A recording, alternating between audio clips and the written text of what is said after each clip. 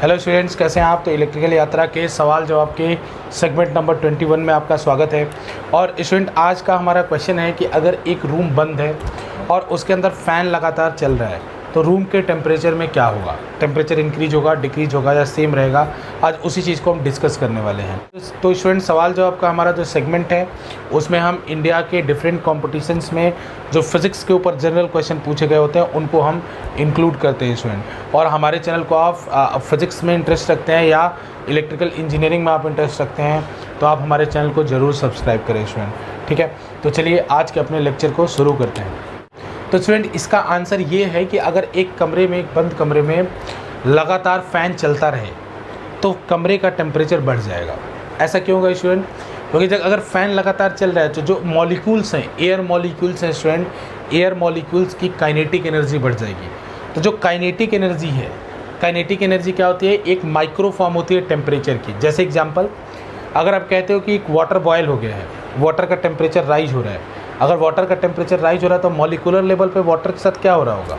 Molecular level पे water के molecules की काइनेटिक एनर्जी बढ़ रही होगी। यानी अगर जो काइनेटिक एनर्जी है मॉलिक्यूलर लेवल पर, उसी को बड़े लेवल पे कहीं ना कहीं हम टेम्परेचर कहते हैं।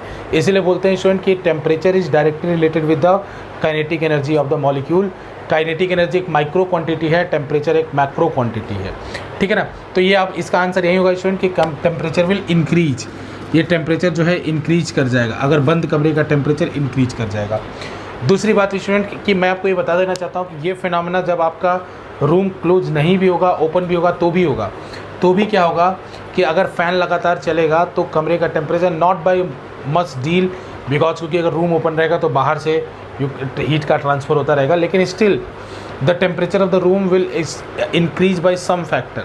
फिर भी हमें कूलिंग क्यों महसूस होती है? आप बोलोगे सर फ़ैन चलता है फिर भी हमें कूलिंग क्यों महसूस होती है? जब आप कह रहे हो कि रूम का टेम्परेचर चाहे क्लोज रूम हो या ओपन रूम में भी ये वाला फिनोमेना थोड़ा बहुत कम एक्सटेंड में होगा, लेकिन होगा। तो आप कह रहे हो फिर कूलिंग क्यों होता है, हमें ठंडा क्यों लगता है, मतलब कंपैरेटिवली हम अच्छा कंफर्टेबल क्यों महसूस करते हैं?